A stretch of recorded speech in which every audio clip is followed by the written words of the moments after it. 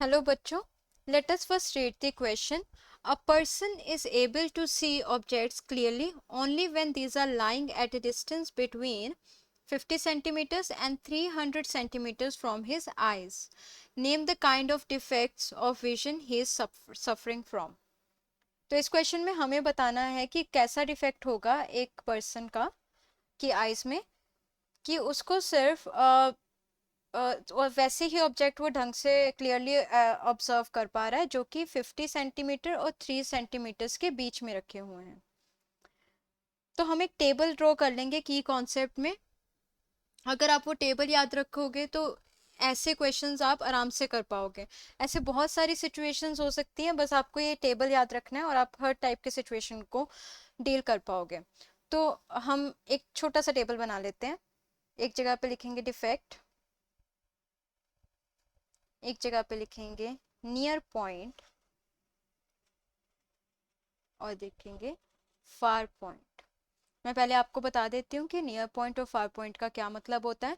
Near point एक ऐसा point है जिस पे आप जब ऑब्जेक्ट को रखते हैं वो सबसे पास वाला पॉइंट है। आपको आप उससे पीछे जितना भी ऑब्जेक्ट रखेंगे तो आपको दिखाई देगा, लेकिन आप अगर उससे आगे लाने की कोशिश करेंगे, उससे नज़दीक लाने की कोशिश करेंगे तो आपको वो ठीक ढंग से दिखाई नहीं देगा। और फार पॉइंट एक ऐसा पॉइंट होता है जिसके पीछे आप नहीं देख सकते। ठीक है, सबसे पहले हम देखते हैं हम किन किन चीज़ों के लिए देखेंगे इसे। हम डिफेक्ट्स में देखेंगे, पहले हम नॉर्मल आई के लिए देखेंगे, फिर हम डिफेक्ट्स में जाते हैं मायोपिया के लिए देखेंगे, इसे हम नियर साइटेडनेस पे बोलते हैं।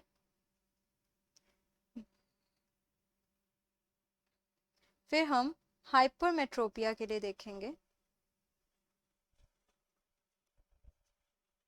इसे फार साइटेडनेस भी बोला जा सकता है। और लास्टली हम प्रेसबायोपिया के लिए देखेंगे।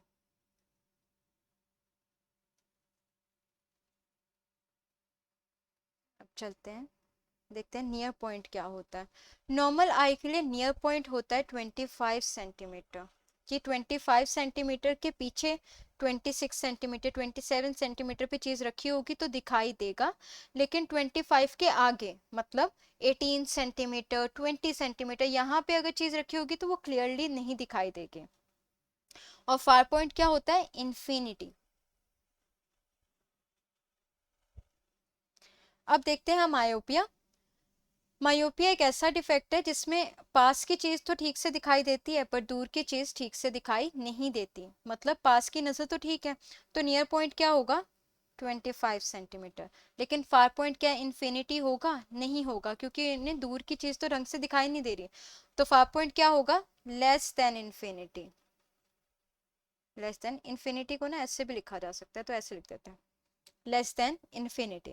अब हाइपरमेट्रोपिया देख लेते हैं। हाइपरमेट्रोपिया के लिए दूर की चीज तो ढंग से दिखाई देती है पर पास की चीज ढंग से नहीं दिखाई देती।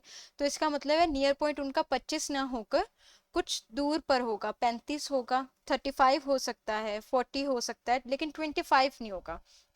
तो हम हाइपरमेट्रोपिया के लिए क्या बोल सकते हैं कि जो नियर पॉइंट होगा वो ग्रेटर होगा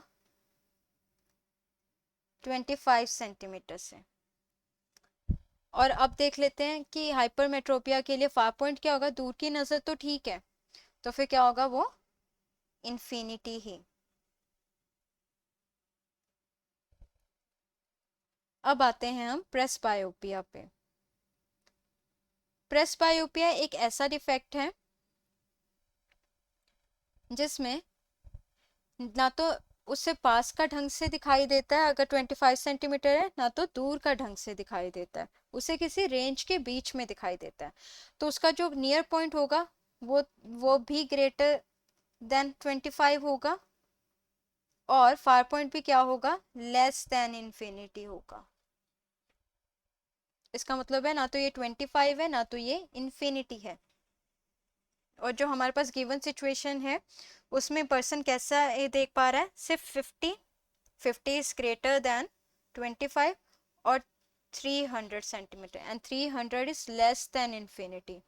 this is greater than 25 centimetre and this is less than infinity.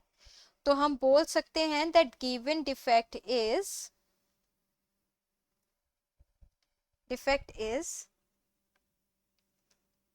Presbyopia. इस पर्टिकुलर केस में जो हमने सॉल्व किया है वो तो है ही, लेकिन अगर आप ये टेबल याद रखोगे तो इस तरह का कोई भी क्वेश्चन आप नहीं छोड़ोगे, आपसे सॉल्व हो जाएगा। Hope you understood it well. Thank you.